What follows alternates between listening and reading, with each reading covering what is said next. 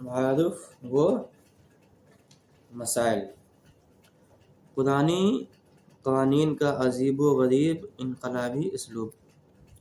پہلی آیتوں میں حابیل کا واقعہ قتل اور اس کے جرم عظیم ہونا مذکور تھا۔ مذکور آیات میں ان کے بعد قتل و غارت گری، ڈاکہ زنی، چوری کی شرعی سزاؤں کا بیان ہے۔ ڈاکہ اور چوری کی سزاؤں کے درمیان خوف خدا اور بذریعہ طاعت اس کا قرب حاصل کرنے کی تلقین ہے۔ قرآن کریم کا یہ اسلوب نہایت لطیف طریقہ پر ذہنی انقلاب پیدا کرنے والا ہے کہ وہ دنیا کے تعزیرات کی کتابوں کی طرح صرف جرم و سزا کے بیان پر کفایت نہیں کرتا، بلکہ ہر جرم و سزا کے ساتھ خوف خدا اور آخرت مستحضر کر کے انسان کا رخ ایک ایسے عالم کی طرف موڑ دیتا ہے جس کا تصور اس کو ہر عیب و گناہ سے پاک کر دیتا ہے۔ اور اگر حالات و واقعات پر غور کیا جائے تو ثابت ہوگا کہ خوف خدا و آخرت کے بغیر دنیا کا کوئی قانون، پولیس اور فوج دنیا میں انسداد جرائم کی ضمانت نہیں دے سکتی۔ قرآن کریم کا یہ اسلوب حکیمانہ اور مربیانہ طرز ہے جس نے دنیا میں انقلاب برپا کیا اور ایسے انسانوں کا ایک معاشرہ پیدا کیا جو اپنے تقدس میں فرشتوں سے بھی اونچا مقام رکھتے ہیں۔ شرعی سزاؤں کی 3 قسمیں۔ ڈاکہ اور چوری کی شرعی سزاؤں جن کا ذکر آیات مذکورہ میں ان کی تفصیل اور متعلقہ آیات کی تفصیل بیان کرنے سے پہلے مناسب ہے کہ ان سزاؤں سے متعلق شرعی اصطلاحات کی کچھ وضاحت کر دی جائے، جن سے ناواقفیت کی وجہ سے بہت سے لکھے پڑھے لوگوں کو بھی اشکالات پیش آتے ہیں۔ دنیا کے عام قوانین میں جرائم کی تمام سزاؤں کا مطلقاً تعزیرات کا نام دیا جاتا ہے، خواہ وہ کسی جرم سے متعلق ہو۔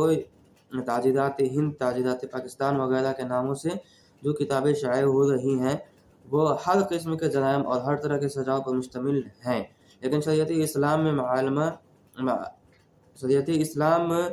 میں معاملہ ایسا نہیں، بلکہ جرائم کے سزاؤں کی 3 قسمیں قرار دی گئی ہیں: حدود، قصاص، تعزیرات۔ ان تینوں قسموں کی تعریف اور مفہوم سمجھنے سے پہلے ایک آیات جان لینا ضروری ہے۔ جن کے جرائم سے کسی دوسرے انسان کو تکلیف یا نقصان پہنچتا ہے اس میں مخلوق پر بھی جرم ہوتا ہے اور خالق کی بھی نافرمانی ہوتی ہے۔ اس لیے ہر ایسے جرم میں حق اللہ اور حق العبد دونوں شامل ہوتے ہیں اور انسان دونوں کا مجرم بنتا ہے۔ لیکن بعض جرائم میں حق العبد کی حیثیت کو زیادہ اہمیت حاصل ہے اور بعض میں حق اللہ کی حیثیت زیادہ نمایاں ہے، اور احکام میں مدار کار اسی غالب حیثیت پر رکھا گیا ہے۔ دوسری بات یہ جاننا ضروری ہے کہ شریعت اسلام نے خاص جرائم کے علاوہ باقی جرائم کی سزاؤں کے لیے کوئی پیمانہ متعین نہیں کیا، بلکہ قاضی کے اختیار میں دیا ہے کہ ہر زمانے اور ہر مکان اور ہر ماحول کے لحاظ سے جیسی اور جتنی سزا انسداد جرم کے لیے ضروری سمجھے وہ جاری کرے۔ اس کو پھر سے پڑھتے ہیں۔ دوسری بات یہ جاننا ضروری ہے کہ شریعت اسلام نے خاص جرائم کے علاوہ باقی جرائم کے سزاؤں کے لیے کوئی پیمانہ متعین نہیں کیا، بلکہ قاضی کے اختیار میں دیا ہے کہ ہر زمانہ اور ہر مکان اور ہر ماحول کے لحاظ سے جیسے اور جتنی سزا انسداد جرم کے لیے ضروری سمجھے وہ جاری کرے۔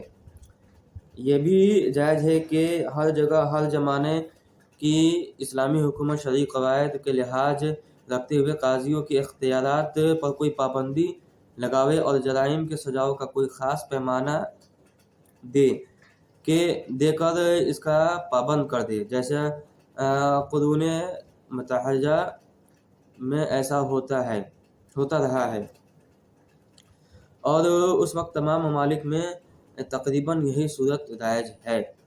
اب سمجھیے کہ جن جرائم کی کوئی سزا قرآن و سنت میں متعین نہیں کی بلکہ حکام کی ثواب دے پر رکھا ہے، ان سزاؤں کو شرعی اصطلاح میں تعزیرات کہا جاتا ہے۔ اور جن جرائم کی سزائیں قرآن و سنت نے متعین کر دی ہیں وہ دو قسم پر، ایک وہ جن میں حق اللہ کو غالب قرار دیا گیا، اس کی سزا کو حد کہا جاتا ہے اور جس کی جمع حدود ہے، اور دوسری وہ جن میں حق العبد کو عذرو شرعی غالب مانا گیا ہے، اس کی سزا کو قصاص کہا جاتا ہے۔ قرآن کریم نے حدود و قصاص کا بیان پوری تفصیل و تشریح کے ساتھ خود کر دیا ہے۔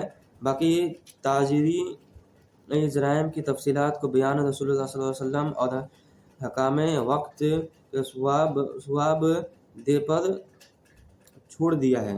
خلاصہ یہ ہے کہ قرآن کریم نے جن جرائم کی سزا کو بطور حق اللہ متعین کر کے جاری کیا ہے ان کو حدود کہتے ہیں، اور جن کو بطور حق العبد جاری فرمایا اس کو قصاص کہتے ہیں، اور جن جرائم کی سزا کا تعین نہیں فرمایا اس کو تعزیر کہتے ہیں۔